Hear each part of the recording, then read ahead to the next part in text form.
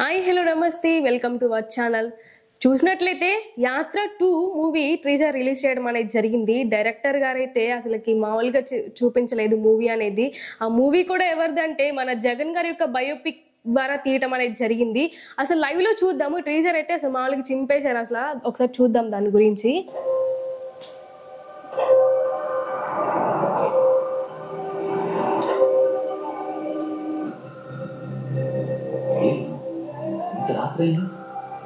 జగన్ గారి యొక్క రోల్ అయితే జీవన్ గారు చేయటం అనేది జరిగింది. హీరో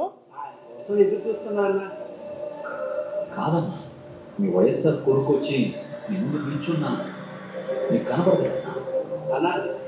నాకు ఆయన కనపడకపోయినా నేను ఆయనకి కనపడతా కదన్నా. నాలాంటి వాళ్ళు ప్రజల యొక్క గుండెల్లో జగన్ గారు ఎంత నాటుకుపోయారో అసలు ఈ యొక్క సన్నివేశం చూస్తే అర్థమైపోద్ది.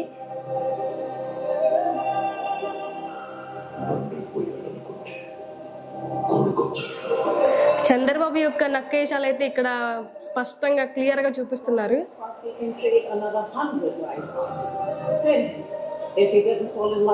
సోనియా గాంధీ రోల్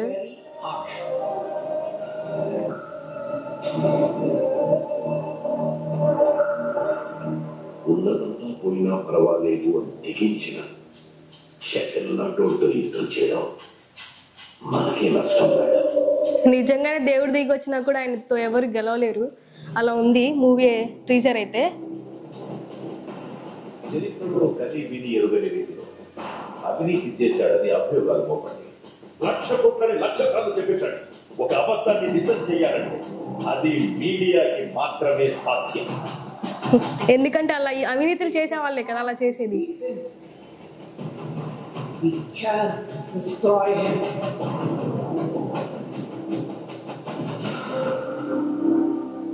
చరిత్ర నన్ను గుర్తుపెట్టుకుంటుందో లేదో నాకు అనవసరం అన్న.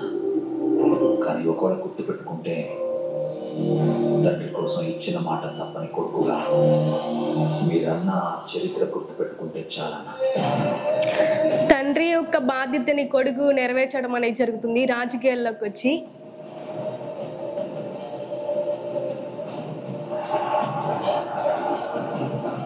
ఫ్యాన్ గుర్తుకే మన ఓటు. నేనేంటో నా రాజకీయం ఏంటో మీకు ఇంకా అర్థం కాకపోవచ్చు, కానీ ఒక్కటి గుర్తు పెట్టుకోండి, నేను వైఎస్ రాజశేఖర రెడ్డి కొడుకు.